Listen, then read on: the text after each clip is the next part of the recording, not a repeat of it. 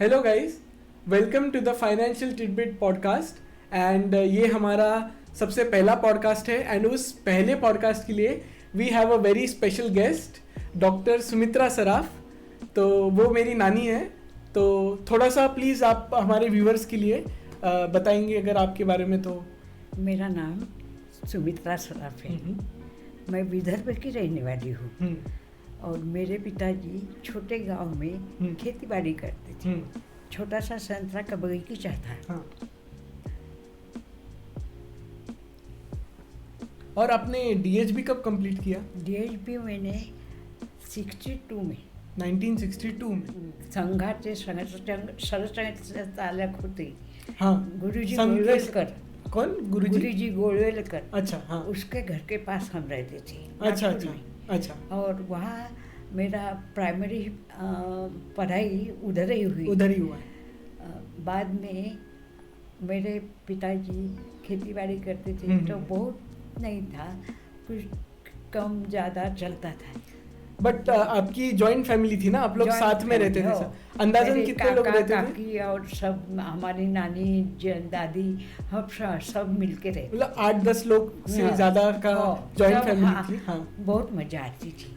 कभी किसी को कुछ कम है, किसी ज़्यादा है, उसका हमको ख्याल भी आता नहीं था। हाँ, एंड शेयरिंग का जो भाव है, शेयर करना, हाँ। वो जॉइंट फैमिली से आता है। उसमें आता तो है। वो बहुत बहुत जरूर है। जरूरत सीख मिलती है हाँ, उससे। उसके टाइम है, अभी भी करना चाहिए। अभी भी करना चाहिए, सही बात।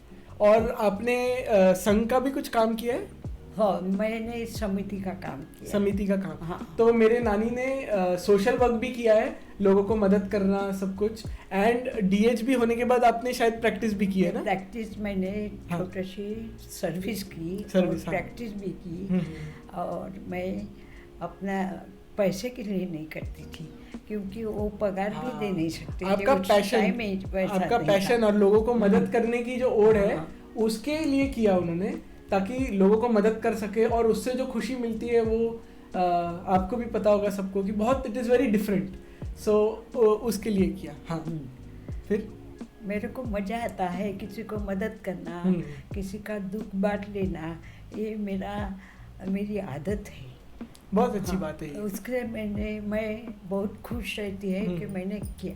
मेरे घर में एक काम वाली बाई आती थी, छोटा काम रहता था, तो मैं उसको 5 रुपए देती थी।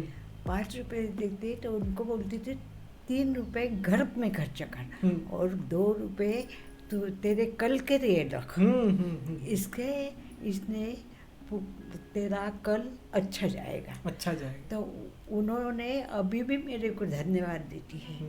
वो मेरे को धन्यवाद का कुछ नहीं, उनका लाइफ अच्छा गया, ये मेरे लिए आनंद है। तो फ्रेंड्स, आपको ये आइडिया समझ ही गई होगी कि सेविंग कितना इम्पोर्टेंट है। और मेरे नानी ने अपने जो हाउस हेल्प है उनको सेव करने की आदत लगाई, उनको बोला कि आप पैसे बचाओ, उससे आपका कल सुरक्षित होगा। आपको अगर पैसे की ज़रूरत पड़ेगी तो कोई इशू नहीं आएगा एंड चीज़ें सब आराम से हो जाएंगी, कंफर्टेबली होगी, पैसों की कमी नहीं होगी। Which is one of the very important lesson हम जो ये स्टोरी से ले सकते हैं। एंड मेरा ये पॉडकास्ट बनाने का इंटेंशन यही है कि हम नानी को इतना एक्सपीरियंस है, तो नानी से हम कुछ ऐसे फाइनेंस लेसन्स ले सके जो हम हमारे ज़िंदगी में भी डिप्लॉय कर सकते हैं, अप्लाई कर सकते हैं एंड उसका हमें फ़ायदा हो सकता है। तो जैसे अभी पहला इन्होंने बताया कि सेविंग करो। हमारे हमेशा के लाइफ में हम कुछ भी अर्न करें, थोड़ा करें, बहुत करें, बट उसमें कांस्टेंट चीज़ है earning and after earning savings. Savings is very important. तो सेविंग की एक आदत डालनी चाहिए। ये एक लेसन है जो हम सब ने लेना चाहिए। हाँ। तो आपका शादी के बाद मैरिड लाइफ का कैसे था एंड आप पैसे कैसे मैनेज करते थे, सारे जो फाइनेंसेस होते हैं घर के? हमारे मिस्टर लेक्चरर थे, बाद में प्रिंसिपल भी हुए। हमने थोड़े से प्लॉट खरीद गया था, तो सब खर्चा जाके 300 रुपए हाथ में आते थे महीने के? 300। हाँ। तो हम 6 जन थे, 4 बच्चे और हम 2। तो ये कब की बात है? ये 1960 1960 1970 के आसपास। हाँ। तो हम वो तो करते थे, पर हमारी एक आदत थी, हमारे रिश्तेदार के कोई लड़के नापास हुए, क्यों नहीं तो ख्याल नहीं है, पढ़ाई में ध्यान नहीं है, तो इनका भी आदत था, मेरी भी आदत थी, हम हमारे घर लाते थे। हाँ, तो हेल्प करते थे उनको पढ़ने में, क्योंकि दादाजी प्रिंसिपल थे तो, और टीचर लेक्चरर थे तो वो मदद करते थे। ये भी रहता था, धाक भी रहता था, तो सब करते थे, तो वो डिसिप्लिन करने में हेल्प करते थे। तो ऐसा खर्चा हम चलाते थे कि किसी को मांगते नहीं थे। हमारा पहले से ही है, जो हमारे घर में है वो हम खाएंगे, वो हम लेंगे, और कभी कमी नहीं होने दी आपने। बराबर कमी नहीं हुई। आपने फाइनेंसेस ऐसे मैनेज किए कि कभी कम नहीं हुआ। कम नहीं हुआ। तो मतलब आपने एफिशिएंटली फाइनेंसेस मैनेज किए आपने, इन अ वे कि कोई वेस्टेज भी नहीं था और कमी भी नहीं हुई। हाँ, हम दिवाली में कपड़े लेते थे, बीच में नहीं लेते थे, क्योंकि वो हम हमारे बच्चों को बताते थे, ये अच्छे से रखना, अच्छे से करना, वो क्या आदत भी अच्छी हो जाती है। और सब अपना खर्च में जैसा जमता है वैसा सामंजस्यपने निभाते। तो इसमें एक लर्निंग ऐसी है हमारे लिए कि हमें, हमारे पास जो चीज़ें हैं, जो भी सामान है, उसे वैल्यू करना आना चाहिए हमें। उसको अच्छे से यूज़ करना चाहिए, वैल्यू करना चाहिए। मैंने ऐसा विचार किया, मेरे को पेंटिंग आती थी, बाद में मैंने पेंटिंग के क्लासेस लेने के लिए आपने शुरू कर दिए पेंटिंग। तो जो पैसे स्लाइटली आपको लग रहा था कि कम पड़ रहे, 5 रुपए महीना लेती थी। ज़्यादा नहीं लेती थी, क्यों गरीब बस्ती थी उधर, और कुछ इतने गरीब थे, पर बहुत उसको पेंटिंग में इंटरेस्ट था। तो मेरे को वो देखा नहीं जाता था, तो मैं क्या करती थी, उनको बोलती थी तुम चुपचाप रहो, आते जाओ, फ्री में आओ, किसी को बताना नहीं, आना पर करना और आप करना। वो पैसे से और घर में थोड़ी सी अच्छे हुई, तो उससे मैनेज हो जाता था। तो मैनेज हो जाता था। तो इसमें हमारे लिए लेसन ये है कि जैसे कि नानी ने बताया दैट फाइनेंसेस मैनेज करने के लिए उनको लगा कि थोड़े से पैसे स्लाइटली कम पड़ रहे हैं, तो वो इशू सॉर्ट आउट करने के लिए उन्होंने अपने जो स्किल्स है और पैशन है, सो नानी का ड्राइंग्स बहुत अच्छे हैं, she is a very good artist, तो उन्होंने बोला कि क्यों ना आर्ट लेसन्स लिए जाए। तो उससे फाइनेंसेस और बेटर मैनेज कर पाई मेरी नानी घर के, by taking art classes, and उससे फिर dual income source, 2 income source आ गए। तो उससे और सब बेटर मैनेज हो गया। तो आप अपने बच्चों के बारे में बताइए। मेरे को 4 बच्चे, एक बच्चा, बड़ा बच्चा डॉक्टर है, छोटा इंजीनियर है, एक बच्ची इंटीरियर डिजाइनर है, और एक MS है। वो चारों भी अच्छे से पढ़े हैं। तो कुछ कॉम्प्रोमाइज़ नहीं हुआ चारों के पढ़ाई में? नहीं, हमने अब घर का खर्चा कर उनको बराबर किया, उसको कुछ कमी नहीं फील होने दी, कमी नहीं लगी उनको कि पैसे नहीं है या फिर कोई ऐसी कमी नहीं आई। और हॉस्टल में रहते थे कि आपके साथ रहते थे? सब हॉस्टल में रहते। तो हॉस्टल का भी खर्चा आप हॉस्टल का भी खर्चा, तो हम अपने सब संभाल कर, थोड़ी बचत कर हमने पैसा किया। तो ये है, अपने को बाद में क्या करना है ये अब समझ लेना। और इसके लिए आप तो बहुत कमाते हैं, तो थोड़ा पैसा सेव करना। तो यहाँ पे गाइस हम सबके लिए एक बहुत इंपॉर्टेंट लेसन है कि अपने जो गोल्स हैं वो गोल्स समझ के लेने हैं हमें, और उन गोल्स के towards we have to save. तो हमें पैसे बचाने हैं उसकी तरफ। तो जैसे नानी ने बताया सबके चारों के एजुकेशन था, तो इनको पता था एजुकेशन तो आने वाला है, तो उन्होंने उस हिसाब से सेविंग किया ताकि वो एजुकेशन के खर्चे बिना कॉम्प्रोमाइज़ के कर सके और बच्चों को पढ़ा सके, और उसके ऊपर से हॉस्टल का भी खर्चा किया।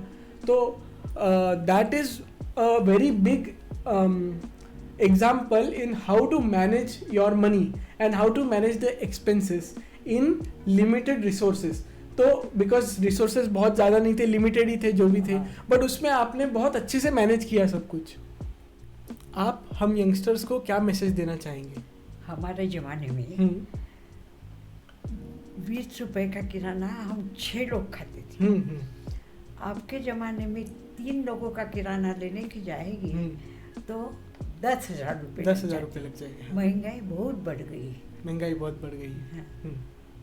तो अब जो कमाते हैं, मैं फ्यूचर के लिए बोल रही हूँ कि थोड़ा सा बचत करना, थोड़ी काट कसर करना।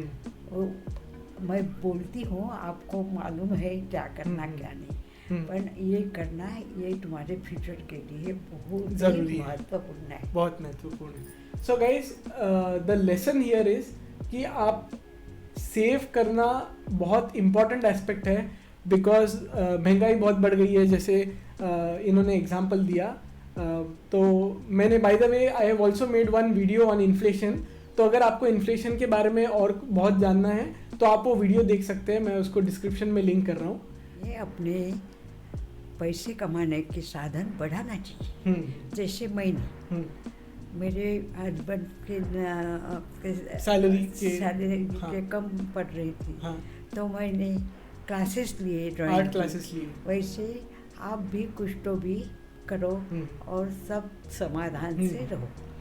तो ये पॉइंट है कि we should have multiple sources of income. हमारा sources of income should not be only restricted to the salary या फिर जो भी है। हमने कोशिश ये करनी चाहिए कि हमारे मल्टीपल सोर्सेस ऑफ इनकम हो, तो उससे हमारे फाइनेंसेस बेटर मैनेज होते हैं और हमें फाइनेंशियल इंडिपेंडेंस भी जल्दी मिलता है। हाँ, यंग एज से पैसे बचाना चाहिए और पैसा कहाँ खर्च होता है इसके ऊपर ध्यान देना चाहिए और अपने घर का बजट बनाना चाहिए। हाँ। तो अपने जो फाइनेंसेस है उससे फिर अपन अच्छे से मैनेज कर सकते हैं। और लोन लेना जरूरत पड़ने से, पर ज़्यादा लोन नहीं लेना। हाँ, तो हमें डेट ट्रैप और डेट बर्डन से बच के रहना चाहिए। We should be careful before taking a loan, and required होगा तो ही लोन लेना चाहिए। अननेसेसरी आजकल ट्रेंड है, लोग EMI बहुत सस्ता है इसलिए आईफोन ले लेते हैं, 1-1 लाख 1.5 लाख रुपए का आईफोन लेते हैं EMI पे बिकॉज इट इज़ चीप। तो ऐसा ना करें तो बेहतर है। So guys, these are some of the lessons and tips जो डॉक्टर सुमित्रा सराफ ने हम सबके साथ शेयर किए हैं, जो हम कहीं ना कहीं अपने लाइफ में रिलेट भी कर सकते हैं और ये अप्लाई भी कर सकते हैं, जिससे हमारा बेनिफिट होगा। Thank you so much podcast पे आने के लिए और अपने जो वैल्यूएबल टिप्स और लर्निंग्स जो आपको आपके लाइफ में मिली है वो हमारे साथ शेयर करने के लिए।